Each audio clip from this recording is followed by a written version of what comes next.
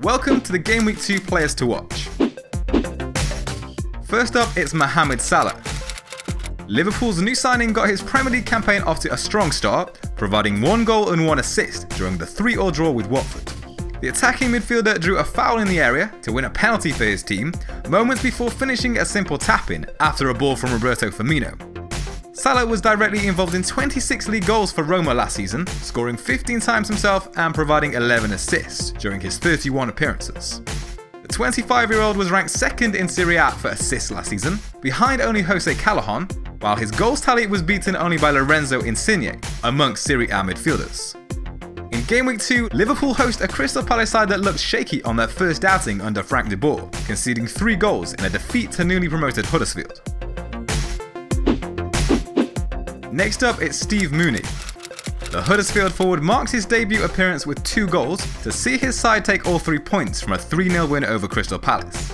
Only Jay Rodriguez and Christian Eriksen managed more than Mooney's 2 shots on target in Game Week 1, while the 22-year-old's 3 efforts from inside the area were beaten only by Rashford, Gabbiadini, Lukaku, Rodriguez and Kane, amongst forwards. Mooney spent last season in French Ligue 1, where he made 33 appearances for Montpellier and returned 14 goals and 3 assists. Huddersfield have an encouraging run of fixtures, with home games against Newcastle, Southampton and Leicester over the next 4 game weeks.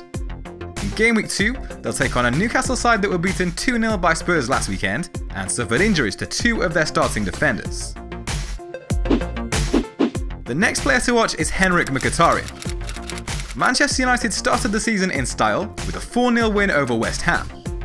Lukaku, Martial and Pogba claimed the goals, but Henrik Mkhitaryan was pulling the strings, providing 2 assists. Mkhitaryan produced an impressive tally of 6 attempted assists during the game, which was level with Mesut Ozil, and no player in the Premier League managed more during Game Week 1. The Armenian also demonstrated goal potential in Game Week 1, taking a total of 3 shots and finding the target with 1 of them.